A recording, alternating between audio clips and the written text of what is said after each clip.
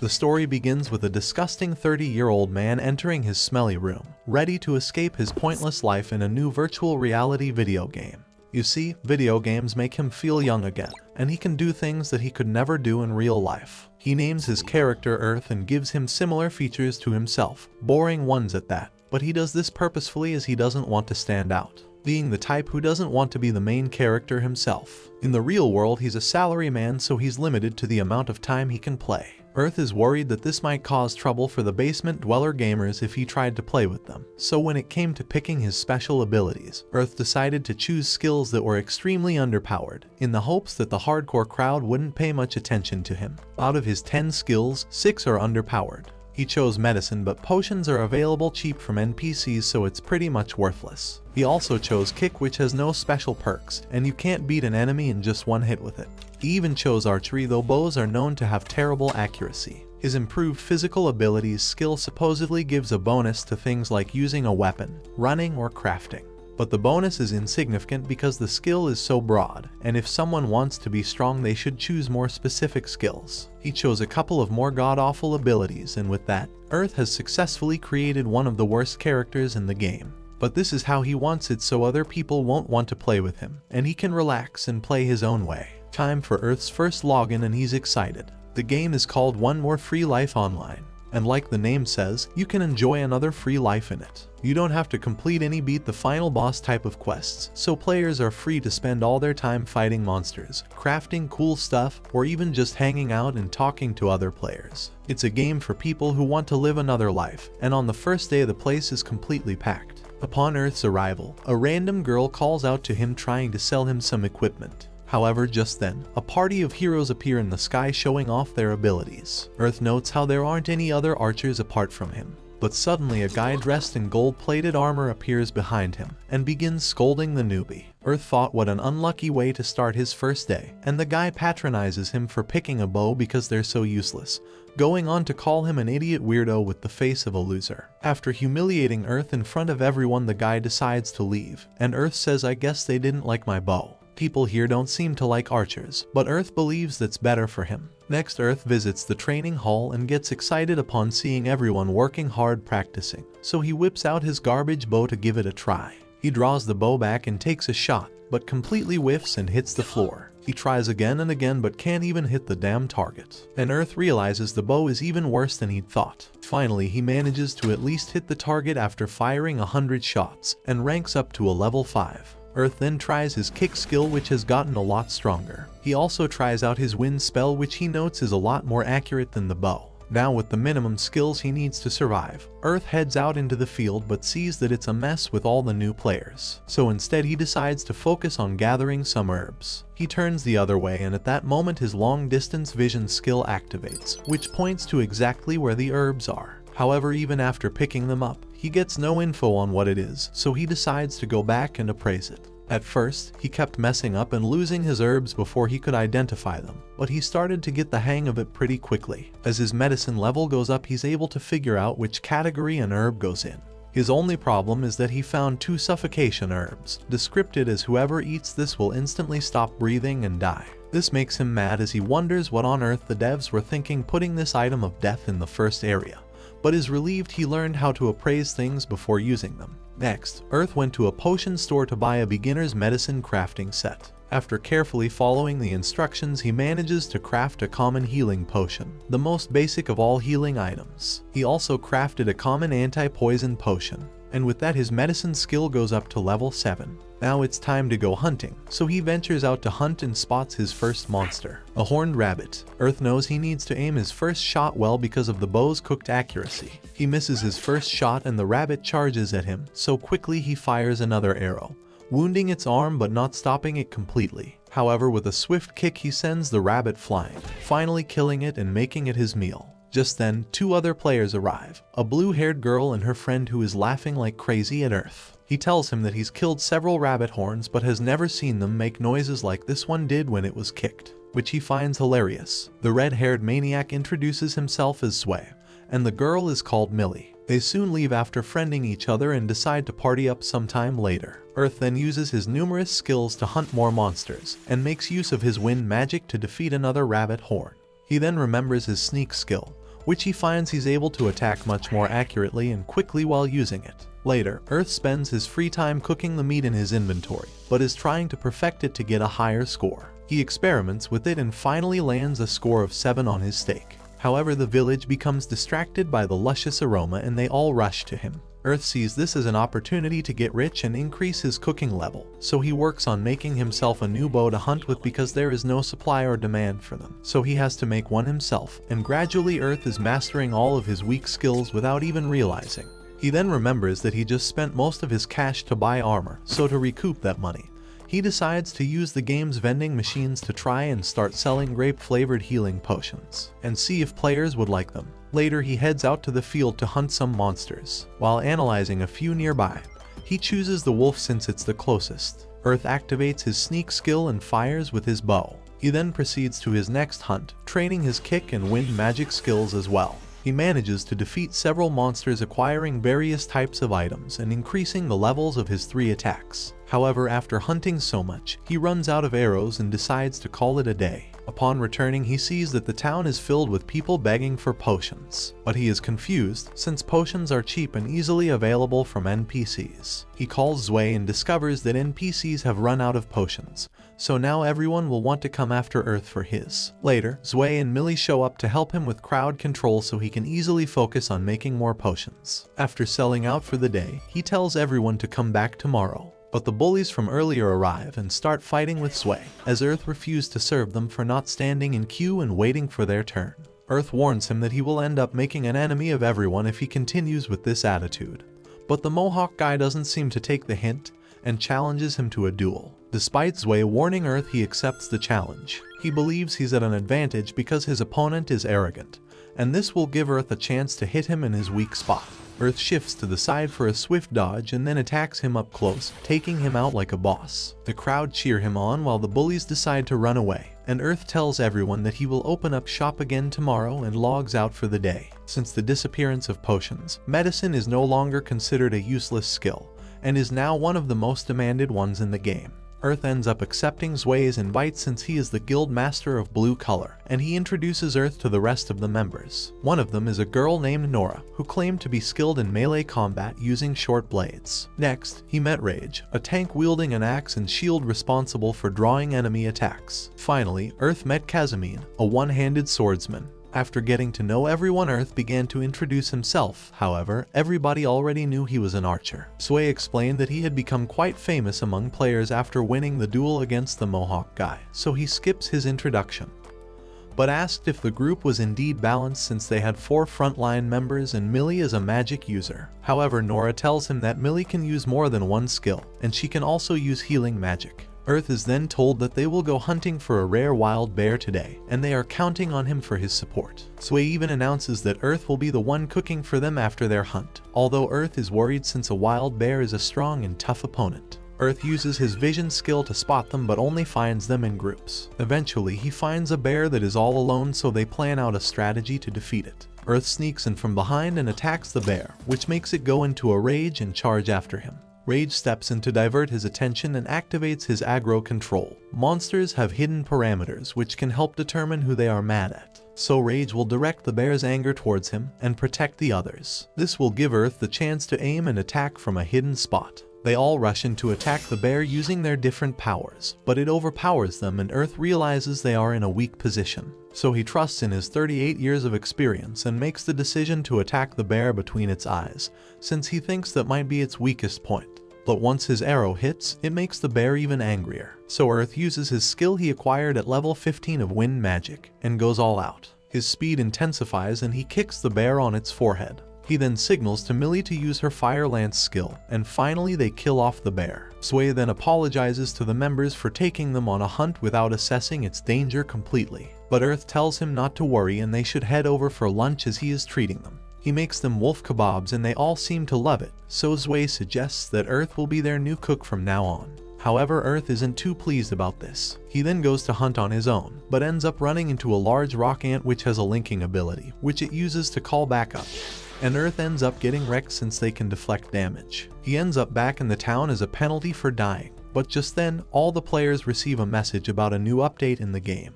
which reveals that they will now be assisted by fairies on their missions. They will also be getting brand new weapons and skills. Earth works his way out of his penalty and ends up learning blacksmithing, where he builds an arrowhead that can pierce the rock ant's head. He uses 2 different types of iron to make an iron arrowhead, which will give him a level 7 attack when combined with a wooden arrow. He also made a heavy blunt arrowhead which has an attack level of 8. He also upgrades his shoes by placing thorns underneath them, and builds ice skates with extra sharp blades. Earth's archery level has reached 30, so now he wants to specialize, and he opts for the hunting bow as it has the same range and powers that Earth has been using. He then makes a unique bow in the shape of an X. This bow will strengthen his attacks against the monsters. The next day, Earth takes out his new bow for a test on his hunting.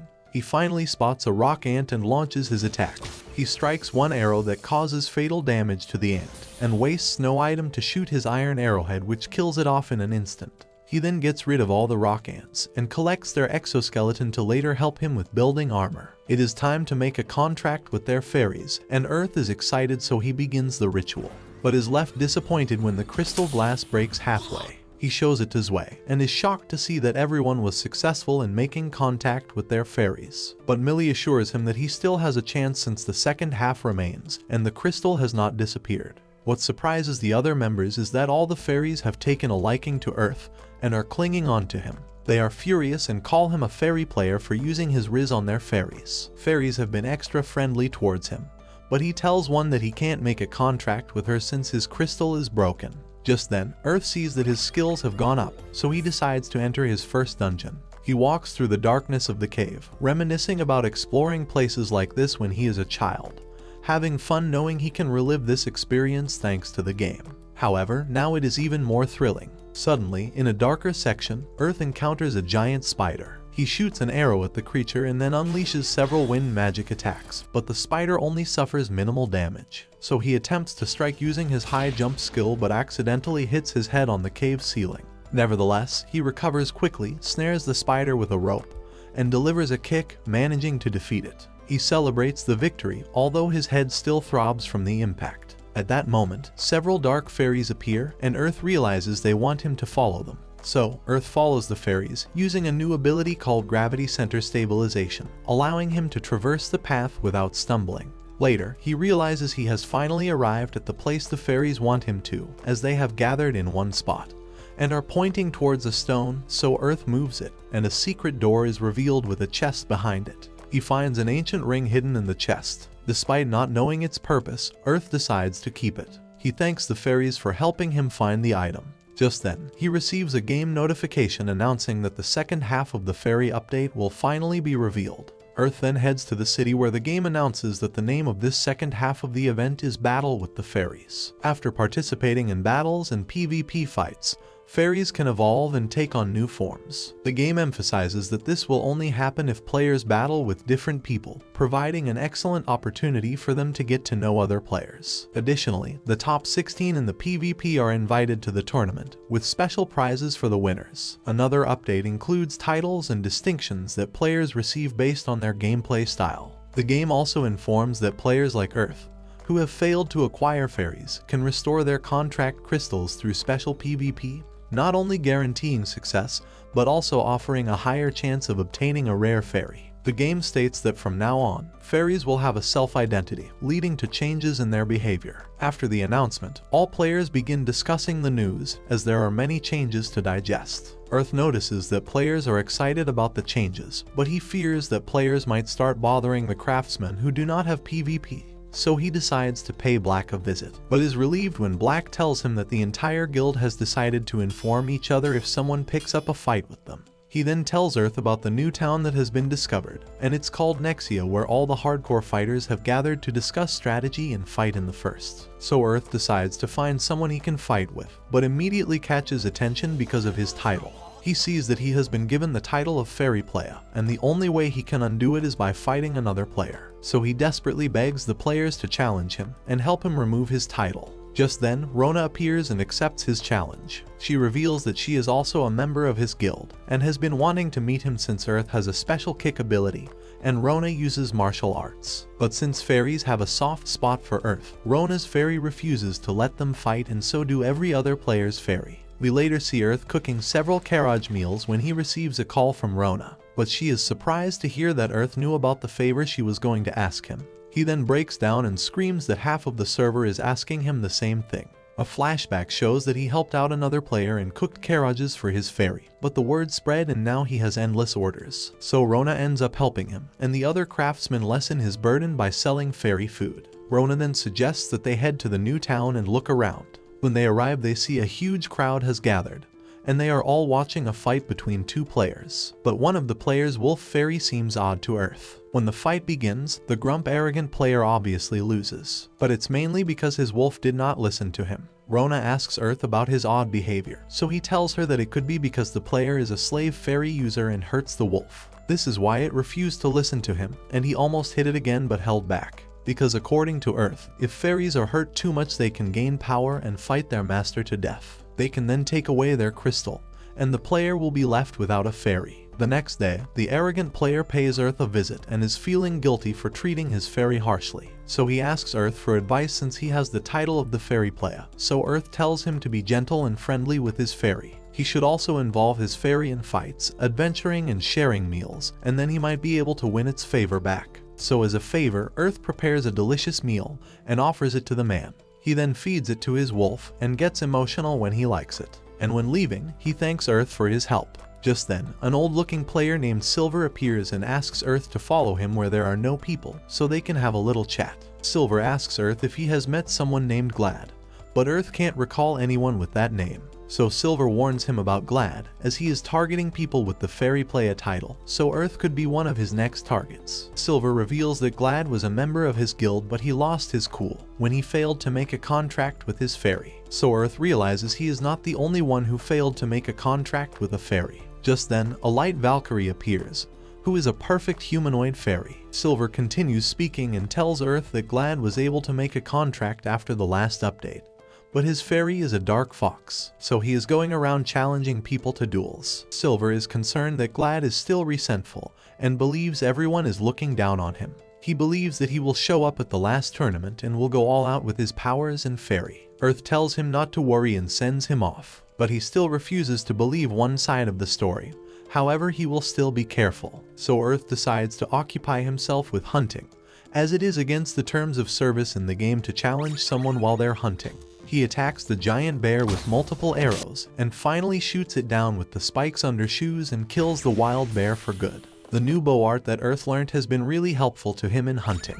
Earth then gets an upgrade on his kick art, and his first job for the day is to hunt for ore in the mines of Nexia, which he can use to make light metal and steel. He almost blows up an explosive ore, but manages to safely keep it in his bag, because if it exploded they all would have died on the spot. He then spends the whole night building weapons from the ores he collected. He ends up making a twisted dagger arrow in a metal belt with spikes that can be used to whip and attack the monsters. He then spends the rest of the day experimenting with the explosive ore and finally invents 2 types of oil until he finds the right one and names it the enhanced oil. He uses the oil to cause severe damage to the wild bears, and then immediately attacks them with his arrows, killing all 3 of them together. He then receives an update that he has reached level 50 in both wind magic and hunting bow, so he can now use them together as Aeolian Dust hunting bow. It is an elemental weapon that lets you add magical properties to weapons. He accepts the update and puts it to test, and sees that it lets him shoot accurately, and has increased his speed too.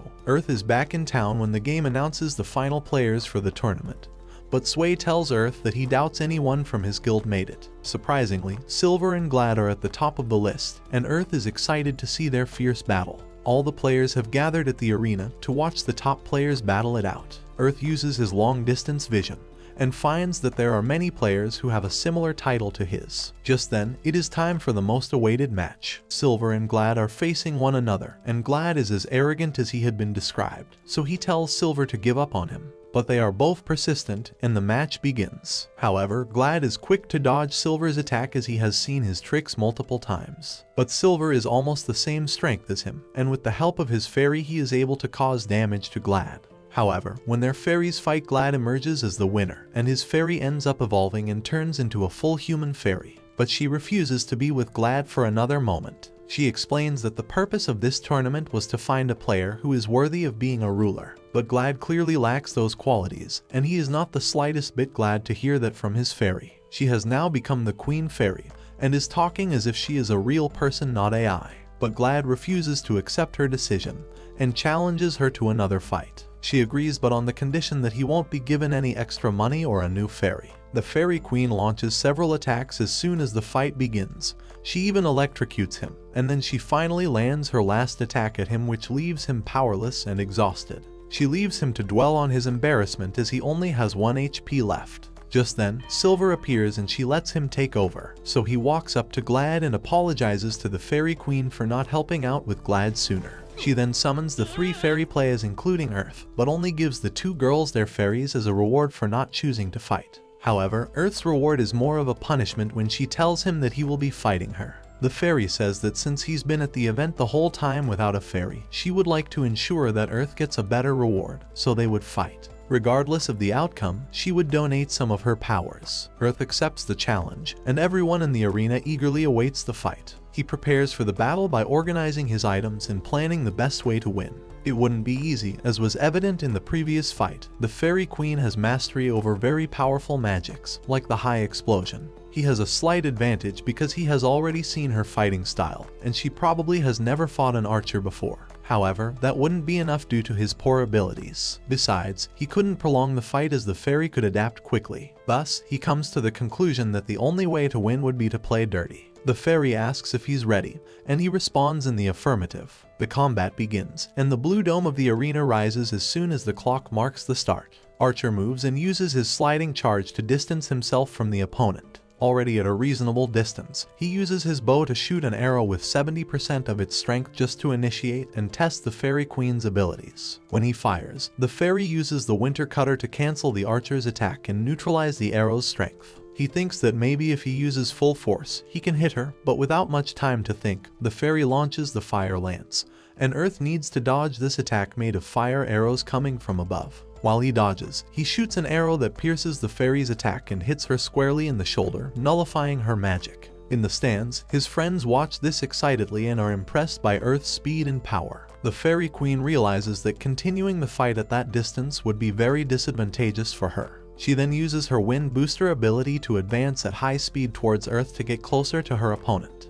However, the fairy didn't anticipate that the archer was already expecting this move, as he had seen it in the fight against Glad. So, when the fairy is about to launch her shock, Earth quickly dodges horizontally and breaks one of his vials in the air with a death potion. This potion, made from asphyxiation herb, produces a toxic purple mist that hinders the fairy and prevents her from casting any magic. With this, Earth gains time to throw more explosive potions. The fairy recognizes that not restricting the use of items was a mistake, and Earth states that weak humans like him need to think carefully about how to defeat someone much stronger. She then conjures the Earth Wall ability to protect herself from any threats, but she also can't attack. Earth disappears, and his friends notice that he has used his Consume ability inside her stone defense. The fairy waits for Earth's attack, but he remains still. She can even feel his presence and imagines she's waiting for her magic to run out, so to surprise her he appears from behind and uses his steel whip to restrain her.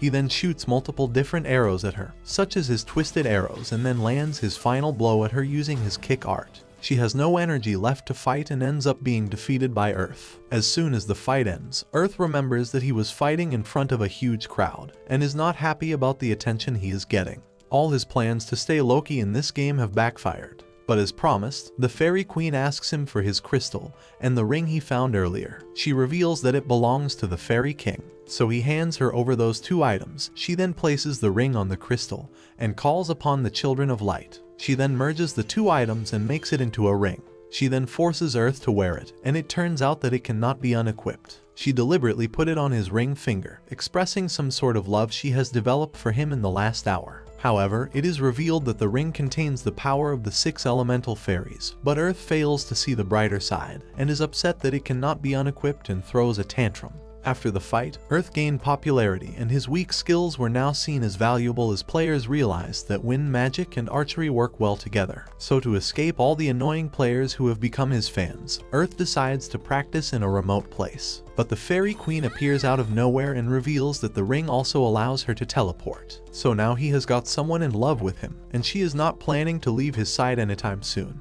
Earth is later seen roaming around the town, but he is now referred to as the Fairy Queen's husband. He fears that he might intimidate other players, so he ignores a man calling out for him. We see that Earth had asked the Fairy Queen to explain how Prism Nova magic worked, an ability only accessible to those with the ring.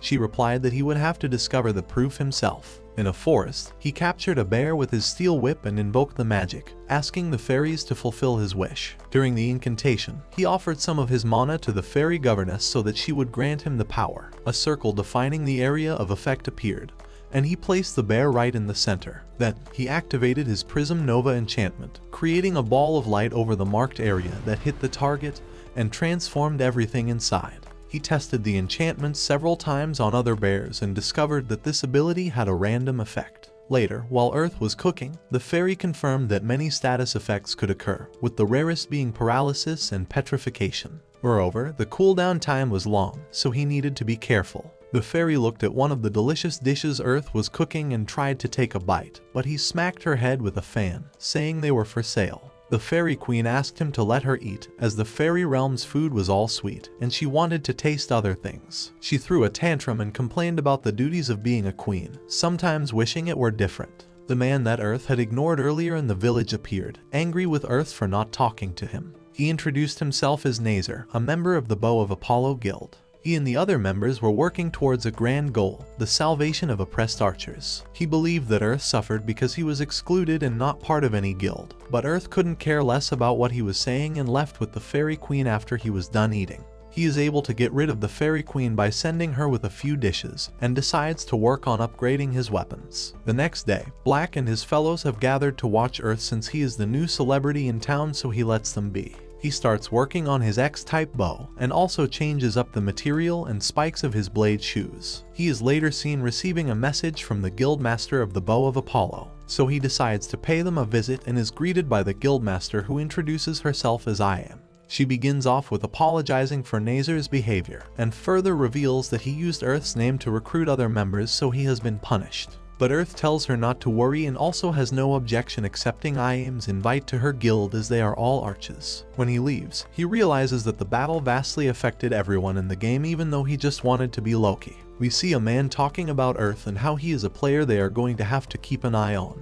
We later see Earth meeting up with Sway and Millie, who tell him that there has been a new update in the game which can paralyze other players, and it can be triggered if the player takes more than 25% of damage on their arms. Just then a new update is announced that the game will be opening up randomly generated dungeons, and they will only have an hour to survive and reach its 10th floor. But failure to do so can result in instant death. So Earth realizes he needs to improve his shields, as he won't have enough room to move around in the dungeons and escape the attacks. He is later seen practicing on various monsters, and he has specialized in the shield skill of small shields, which also makes it easier for him to use his bow. He once again spends days making unique bows and weapons, and invents a secret light metal shield which also has a transformation ability. The special features of this shield will not leave him at a disadvantage if he gets hit with the break arms and loses his ability to move.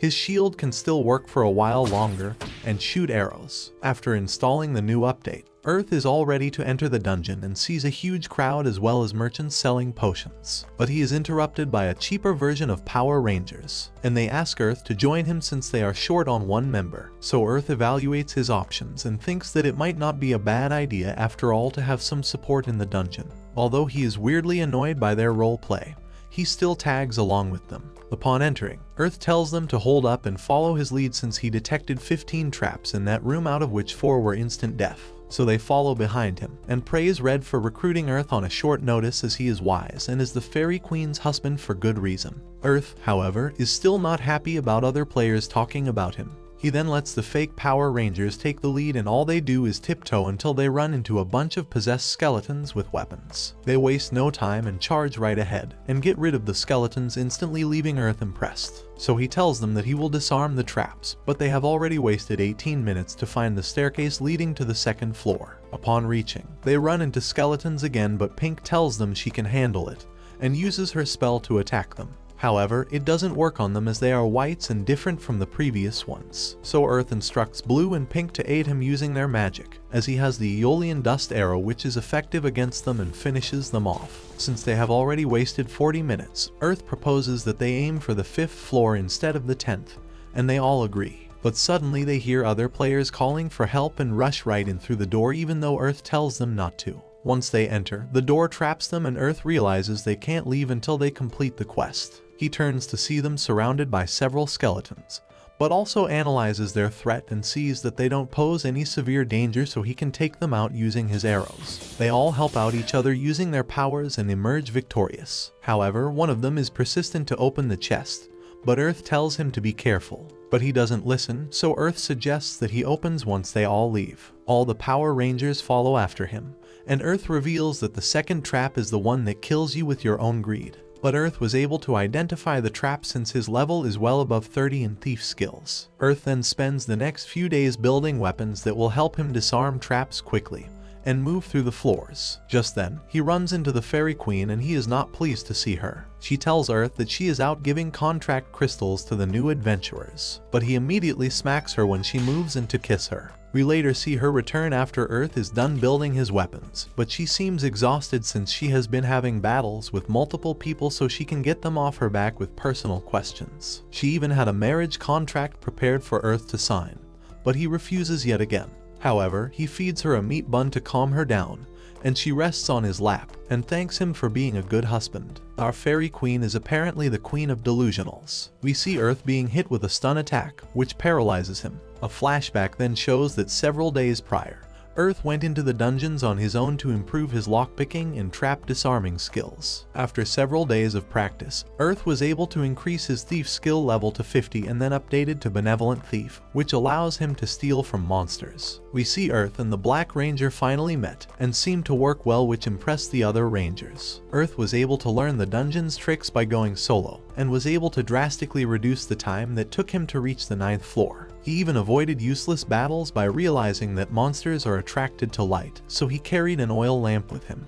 With only 5 minutes to spare, he decides to work his way through the liches on the 9th floor and see how far he can get. He realizes that liches have the ability to summon other monsters, so he is careful to dodge them since he can't fight them on his own. He then finds the opening to the 10th floor's staircase but senses danger all around it. But he doesn't have enough time, so he chooses to fly over and lands on the danger tile, but is quick to react and jumps right through the staircase. He realizes that the dungeon didn't throw him out, and with only 2 seconds left on the timer, it stops and he is given time to heal himself. Earth thought he was the only one to make it that far, but he is surprised to hear someone speak to him in the endless staircase. Though Earth cannot see him, he can hear him, and the voice introduces itself as Andre, the Knight of the Empire. He praises Earth as he didn't think any player could reach this level on their own, so he instructs him to listen to his tale carefully, as it will tell him more about this labyrinth dungeon. He reveals that he led his army to discover the truth of this dungeon and seal it, but all his comrades died and he was the last one standing.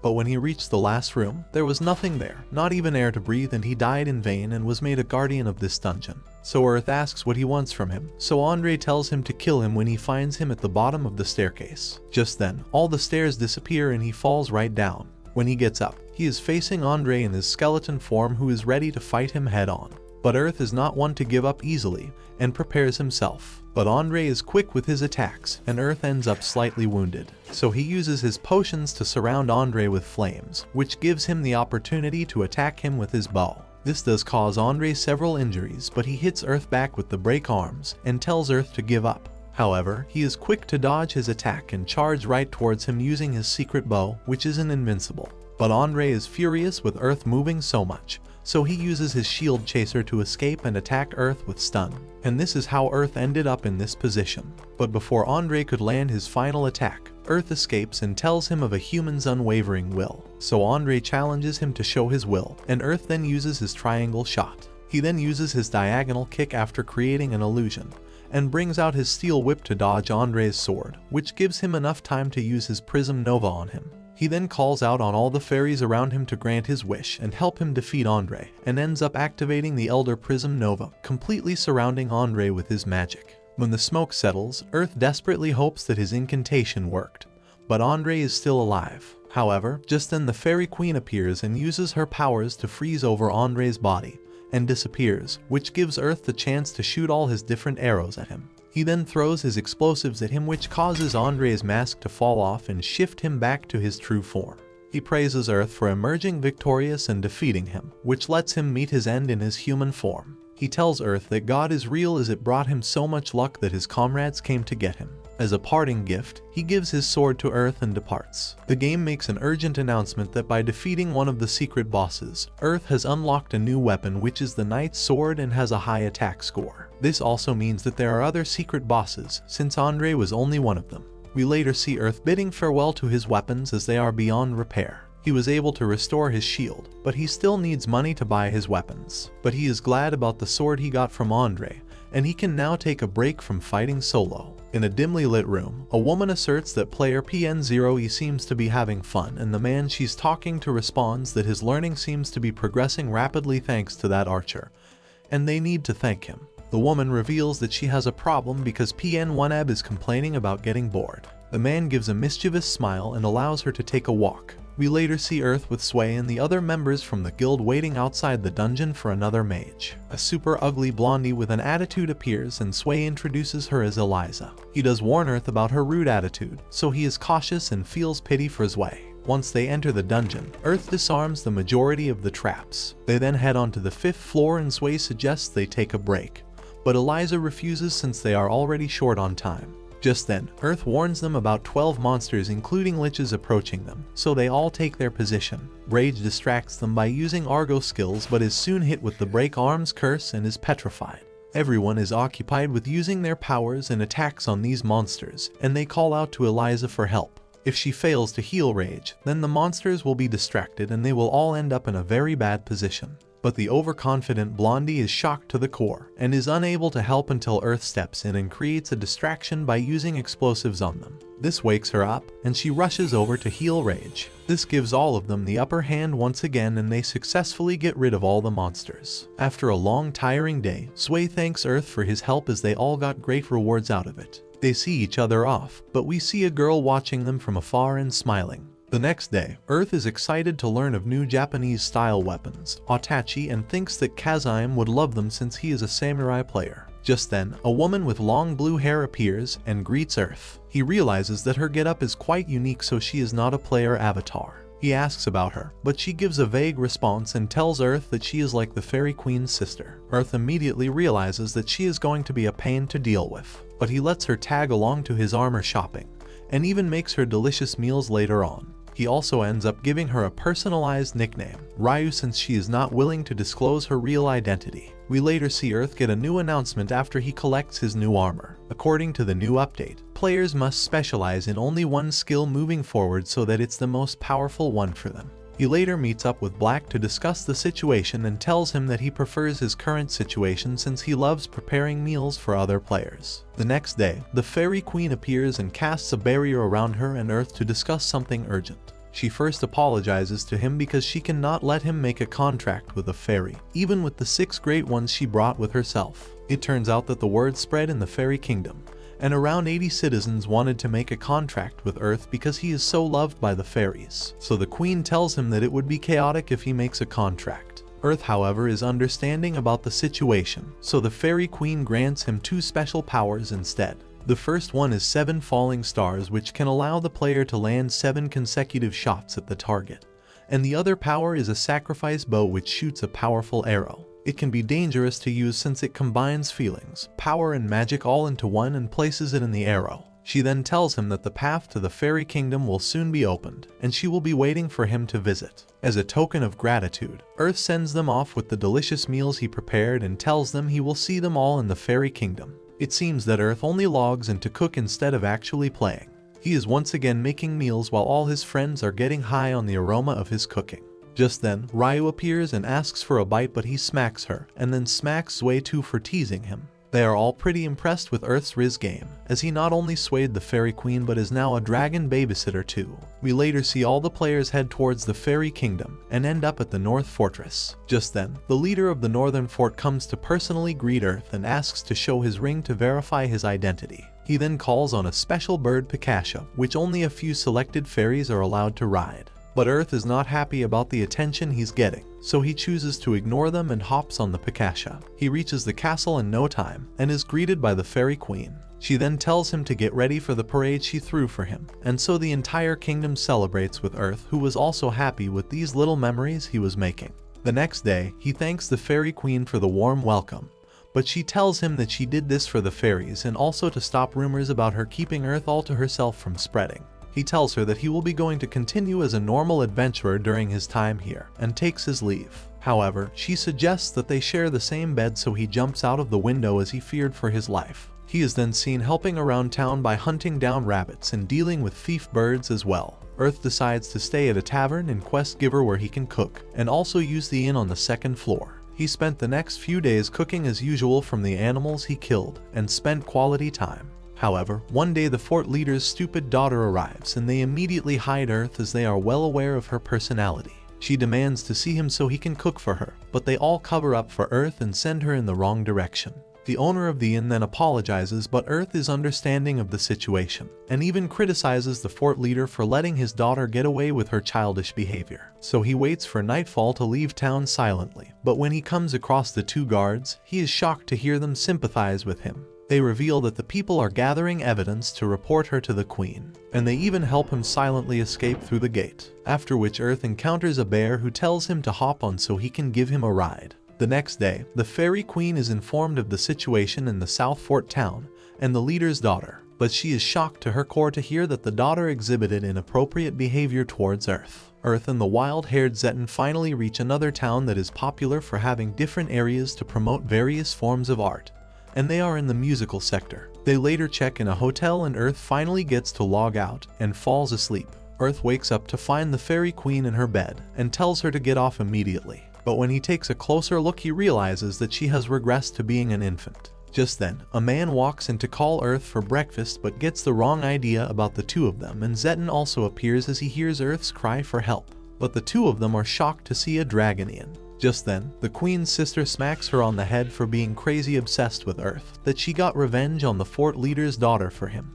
Just then, a woman named Karen Fenrir walks in, and Zetten realizes that she is from a noble family because of her name. She tells them that her daughter has gone missing and she is worried that something bad has happened to her. The Fenrir family is a noble family of werewolves, so they both decide to head out and look for her. They are following up on a lead from a guard who said he saw her walk in a certain direction. Just then, Earth senses monsters and immediately prepares to fight them. After defeating them easily, Earth expands the search radius of his long-distance vision and finds two other creatures that are not monsters. He heads in that direction and finally locates Karen's daughter, Mina, who is surrounded by goblins. So Earth hands Zetten a special potion and instructs him to splash it on Mina. So Zetten charges in, while Earth backs him up and uses the potion on Mina, which immediately heals her wounds. Zetten then fights off the goblins with the help of Earth. Earth then asks Mina why she couldn't transform, but she herself is clueless, so he gives her a healing potion which allows her to transform. He then orders Zetten to take her back, while he has something he needs to deal with. After they leave, he calls out the imposter by throwing an explosive at him. He realizes that Mina was poisoned and attacked by the goblins this man sent. He is also worried that if he doesn't deal with him right now, he might go on to start wars and it will be chaotic. So he causes him severe damage from his kick powers and his killer shoes. After completely destroying him, he heads back to the forest and finds Zetten and Mina waiting for him as they knew what he was up to. Back at the hotel, both Karen and Mina are happy to be reunited, and Earth and Zetten are paid a hefty amount for finding her. Earth then requests Karen to let Mina spend time with Zetten since she admires him so much. The next day, we see that Mina is clinging on to Zetten, who has decided to move in with her. Earth thanks him as he is checking out and leaving the fairy kingdom. He summons Pikasha, who appears immediately to offer him a ride, and as a token of gratitude, Earth prepares a delicious meal for her. So she gives one of her feathers to Earth in return, which has the power to prevent him from feeling tired. He then heads back over to Black and informs him that he needs new weapons, so he spends the entire night building. We later see that Earth has gone out to test his new weapons, but suddenly receives an announcement where he is given a chance to an exclusive tournament, since he defeated the secret boss and freed the labyrinth from evil powers. But Earth refuses since he doesn't want to fight in public anymore. Just then, he hears a cry he hasn't heard before, so he goes deep into the forest and finds a baby dragon crying for help. When he takes a step closer, all the players surrounding the dragon disappear as they are dead. Earth picks up the baby dragon and wonders what to do with him, but he is afraid to catch too much attention. So for now, he focuses on feeding it. At first, the baby dragon is given a slice of meat, but Earth realizes that this may not be enough, so he hunts some more and prepares a feast for the dragon. However, he didn't realize how hungry it would be. Since Earth is confused, he summons the Fairy Queen for her advice. First off, she is shocked to see Earth fostering a wild red baby dragon. She then reveals that dragons are too powerful, so they stay within the borders of their kingdom. There are some dragons like her sister who are able to control their powers, but wild dragons have given up on that since they are too powerful to be restrained. And a red dragon implies that the baby belongs to the royal family and was probably kidnapped. Just then, a fairy arrives to warn the queen about 2 red dragons headed their way, and stops midway when she realizes the reason behind it. They all panic, but Earth knows he can talk it out with them. Once the 2 dragons arrive, they accuse Earth of kidnapping their child, but he tells them the complete truth, so they only decide to believe him if he willingly hands over their child. Once he places the baby dragon on the mother dragon's foot, they are able to see their child's memories and apologize to Earth for doubting him. They also ask him what he would like to be rewarded with in return for taking care of their child. So Earth that he wants the dragons to keep the fairy kingdom out of this since they are not at fault, and also wants them to stay silent about this whole situation so he doesn't grab any more attention. So they agree and leave back for their dragon kingdom. The Fairy Queen this time thanks Earth as the queen of her fairy kingdom, and not a 5-year-old girl talking to her crush. So he is proud of her and is relieved when she tells him that she will stay quiet about what happened. She then summons Pikasha for Earth, so that he can have a smooth ride to the town. Earth arrives at the eastern town in the fairy kingdom, and is upset to find out that there is barely any work for him to do there. So the lady who is the owner of the inn and restaurant offers him to do work for 1 day, so Earth decides to take up the job and ends up waiting on people as well as cooking for them. She then pays him for the day and he ends up at the inn to fall asleep. Somewhere else, we see the game developers agreeing to the decision of continuing one more. Since their subjects, both the Fairy Queen and Ryu, have shown significant changes in their personalities, and Earth has played an important role in making that happen.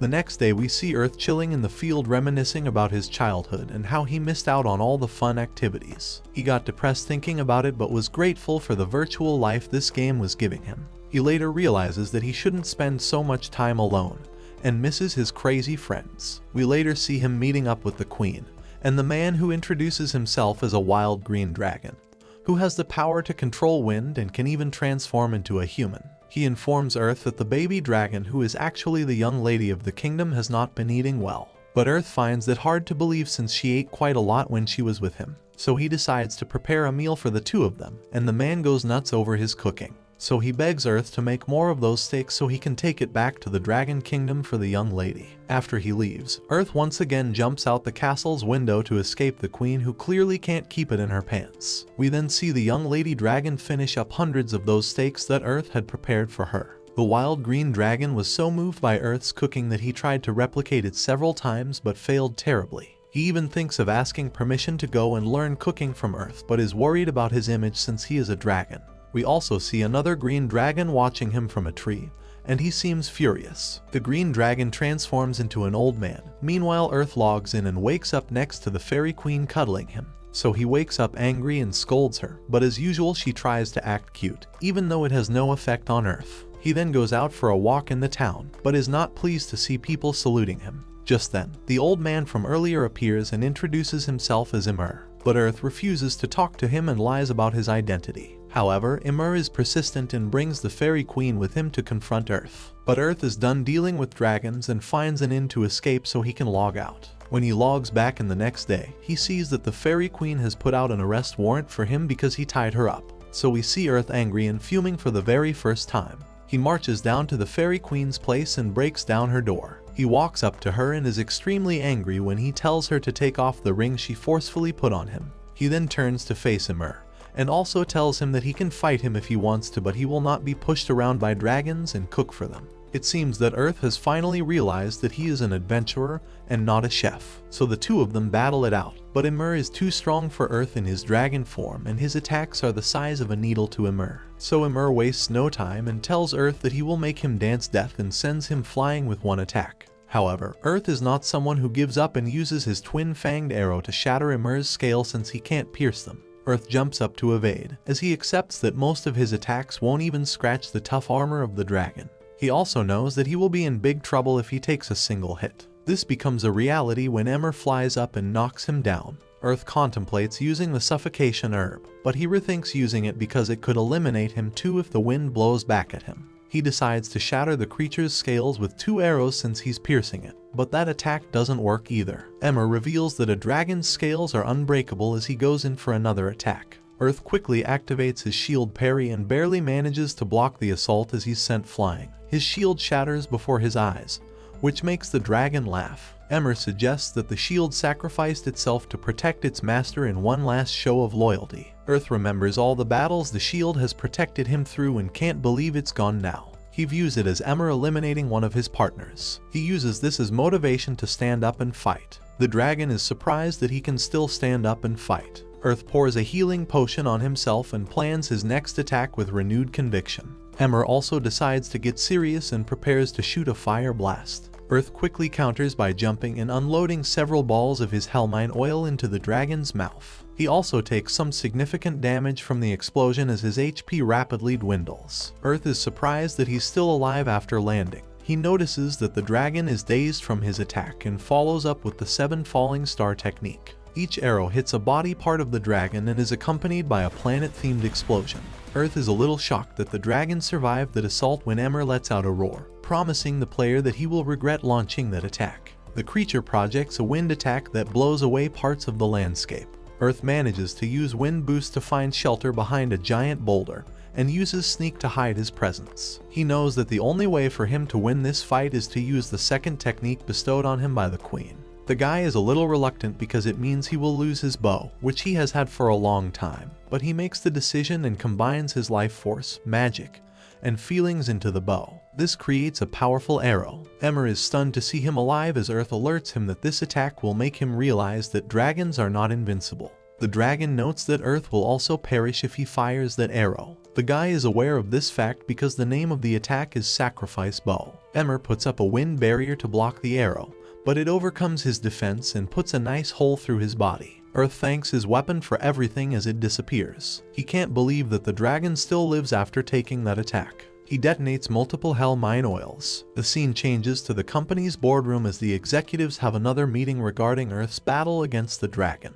It is revealed that Emmer was the weakest dragon in terms of stats, but his old age was a factor. They contemplate nerfing Earth's oil, but some point out how that will discourage players from creating new things. They are even more shocked by how Earth was willing to sacrifice himself to win, even though it's a VR game and is very realistic. We learn that Earth defeated the dragon but lost his life in the process. His spirit watches over his body as he waits to be teleported to the last place he logged out. The king of the dragons arrives on the battlefield with his entourage. The creature applies an ointment on Earth's body, which gives him the option to be revived. He accepts the offer and asks the king why he revived him before his comrade. The red dragon apologizes for the situation. He explains that Emmer was a green dragon elder that got arrogant and began to mistreat others. He threatened to destroy the fairy and the human tails if the queen didn't put out a warrant for him. Earth is surprised to hear that the queen only put the warrant out to protect her subjects. The king of the dragons reveals that they came to ensure Emmer received punishment for his actions. They are impressed to see that Earth defeated him. The monarch assures Earth that they would have ripped Emmer apart themselves if the player hadn't beaten him. The red dragon also presents him with some rewards for the cooking he did for the princess. A few of the gifts are his way of apologizing for the Emmer situation. The system shows Earth the items and their dragon scale light armor set, 800,000 glow, and a mysterious bow. Earth tries the armor and can't believe how much more agile he is with it on. He also removes the bow, but he can't see the stats. The Dragon King reveals that it belongs to a fairy he faced in combat. It is a strange weapon that only recognizes those who meet its condition. Even though Earth can't equip it now, the red dragon hopes that one day the weapon will open its heart to him. The monarch knows that they need to win Earth's trust for the sake of his daughter. Earth collapses from exhaustion as soon as the dragons leave. He calls Picasa to give him a lift back to town, where he buys a new cape to match his outfit before proceeding to the queen's palace. He's informed that the queen fell into a state of shock after seeing how angry Earth became. He has an audience with the queen, who becomes animated when she sees him. She apologizes, but Earth assures her that there is no need because the Dragon King already informed him that she did it to protect her people. The player regrets his childish behavior, but the queen points out that this incident has made her realize that some of her interactions with him are inappropriate. As a way of apologizing, she is willing to do anything he asks. Earth pleads with her to seal the powers of the ring she gave to him. He doesn't like the special treatment and prefers to be Loki. The queen respects his decision and seals it. He promises her that they will see each other someday, but for now, he's heading back to the human kingdom. He says goodbye to the fairyland before he walks away, and this brings the anime to an end. Don't forget to like the video if you enjoyed, and subscribe with notifications on so you never miss out on any more of my recaps. Until next time, take care.